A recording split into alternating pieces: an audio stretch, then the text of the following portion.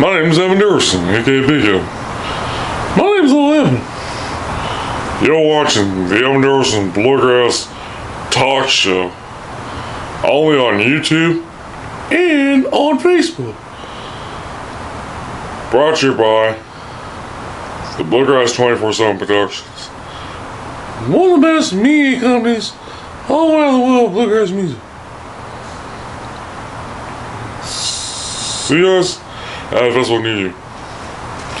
Bye, folks. Take care.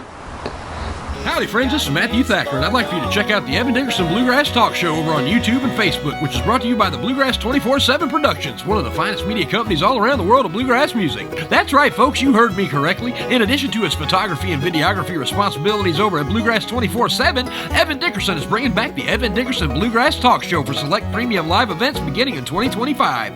That means more of the great interviews you love with all the folks that make bluegrass music what it is today. So make sure you get subscribed today over at Facebook.com/Evan Dickerson Bluegrass Talk Show and on YouTube at YouTube.com/@ED Bluegrass Talk Show, and be one of the first to know where the Evan Dickerson Bluegrass Talk Show 10th Anniversary Tour will be heading next. And don't forget to go to Facebook.com and type in the search bar Bluegrass 24/7 for all your professional photography and videography needs. It's going to be a busy summer for the Bluegrass 24/7 production crew, so get on Facebook.com/Bluegrass 24/7 to get scheduled with Evan today. Folks, my name's Evan Dickerson. My name's Evan. And I'm from the Evan Dickerson Talk Show, brought to you by the Bluegrass 24/7 Productions. One of the best media companies all around the world of bluegrass music. That's right. And I'm here at Palaca Bluegrass Festival at the Road Hero Boys Ranch. And well, I'm telling who we're with.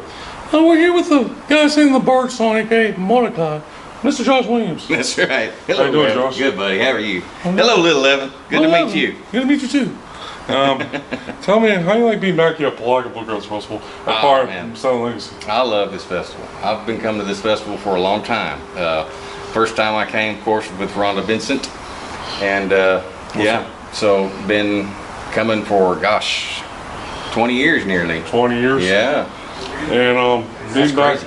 and Ernie being a promoter of the year this past year, Spring Month, what does it mean to you to be at these festivals and stuff, just playing for the fans and everybody, and Ernie being the promoter? Well, we love Ernie. We love Ernie to death, you know, and I've got to meet Ernie about the first year that I was with Rhonda, and he's always been good for me. Yeah. The 2 times we're on to the Yes, first time? yes, I've been with her twice. So the first time was 2004, and then the second time was I rejoined in 13.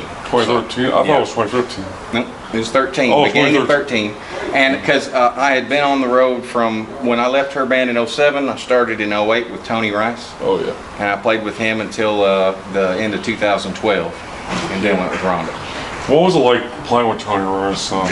It's the coolest. It was one of the best. I always like to tell people it's exactly how you think it would be, but better. So that's what I always used to say. Oh, yes. And this band, Southern Legacy, started at Brady Fest last year, right? Actually, How did it come about? it was 2 years ago, and Don and I have worked together off and on for years, but we wanted to have a band together. And I guess really the first kind of idea of it came in like 2016, 15 or 16. We did a thing at the MAC, and it ended up being a tribute to the music of J.D. Crowe. Yeah, that's the Musicians Against Childhood Cancer. If anyone was watching. Yes, it was a great festival. Oh, yes, in Ohio. Yes, and so we kind of started talking about it then, and then we had a few shows together in, Flemingsburg. We did a couple of shows. Of course, we did Rudy Fest a couple of years together, and decided that we wanted to put something together and, do it full time. So. And then you got Southern Legacy, of course, versus the podcast. Let's talk about your podcast. Yeah, man, my podcast is How did called. that come about? Yeah, it's the Hometown Bluegrass Show podcast. So the guy that I do the show with, his name is Tim Batts, and he's from Ballard County, Kentucky, which is real close to where they call it the confluence, which is where the Mississippi River, the Ohio River, and the Tennessee River all flow together. Oh, wow. into the Mississippi. So. And you're from Kentucky as well. Yeah. So. What part you're from? I'm from not far from there, actually. I'm from Marshall County, which is kind of Benton, Kentucky area, about 20 miles south of Paducah. But yeah, the confluence area is really in Wickliffe, but Wickliffe is in Ballard County. Yeah. And but yeah, that's where the Ohio and the Mississippi and what's the other river? Tennessee River. Yes. Ohio River. And yeah, that's where they all flow together. So anyway, that's kind of what we refer to as kind of a hot spot, more or less, for the tourists and stuff. They like to come see where that all happens at. Yeah. And so he does a local bluegrass show there in Paducah called the Hometown Bluegrass Show. And that's on a Willie 102 radio station. And because of that, he started doing that last year, and then towards the end of the year, we started talking about doing a podcast, and he wanted to know if I'd be interested. I said, man, I would love to do something like that. So at this past year, we started doing one, and we just about got a whole year down now. So that's good, and hopefully sometime you have a fan on your show. Yeah, man, that'd be great. We'd love to have you. Yeah, we'll stay in touch though. Yeah, you can find it anywhere you find podcasts. Oh, yes. So, yeah. My people talk to your people. That's right. They'll do lunch. Or dinner. No birds included. That's right. But anyway, and you guys, with Southern Legacy, you guys have you're working on an album. I know working on a record, yeah. I know you can't talk about it yet, but what was it like recording so far with Southern Legacy and the new album? It's so easy, man. I mean, like, we get the ideas and we just go in there and cut a song. But the whole thing with Southern Legacy was, our idea was all of us get together, but we leave our egos at the door. What's egos mean? It's just like I think I'm really good, so here's what I think I need, and all this. We totally leave that at the door, and we all will take criticism from each other in order to make it the best project possible. That's what we all want. That's what a band's for, just being a team. And that's what it really takes, is to be a team. Yes, sir. And, tell me about how you got into bluegrass music. So when I was very young, and that's really, my dad listened to bluegrass a lot. Yeah. And when I was about 7 or 8 years old, I fell in love with Flatt and Scruggs. Oh yes. My dad had a bunch of the LPs and stuff that they had put out over the years, and I just sat down and I would wait for him to get home from work. And we would sit down after supper and we'd listen to the Flatt and Scruggs records, and I just was in love with it. So whenever I got to where I could, I started playing and wanted to learn to play a banjo like Earl, and I just fell in love with bluegrass altogether. So it was just. And you talked about in the podcast last episode, not my right, but with the one before that, you were talking about the banjo you have is the only banjo that exists, right?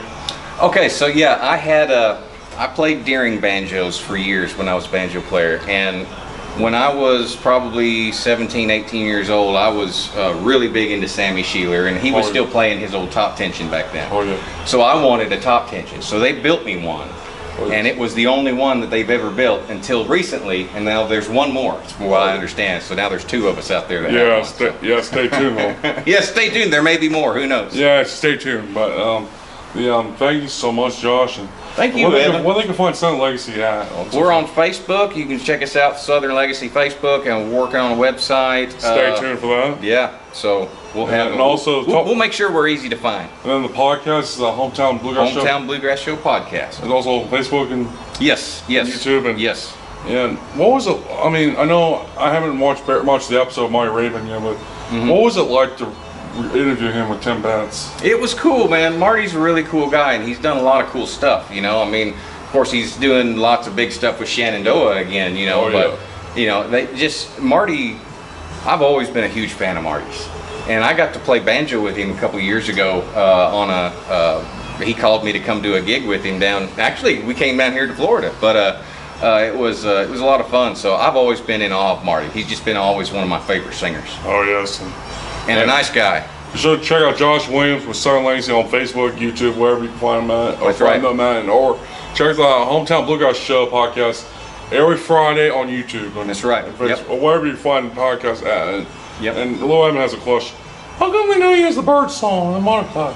Well, okay, so the bird video, where all that comes from, is I was playing in North Carolina in 2011 with my band, and I had Terry Bauckham was playing banjo with me. Truly missed, by the way. Yes, truly missed. What a great guy he was. Yep.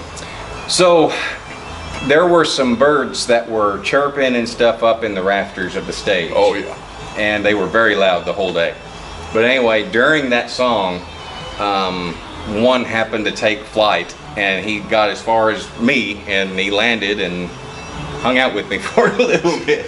Yeah, and then there's a story outside that video. There was a veterinarian. Yes.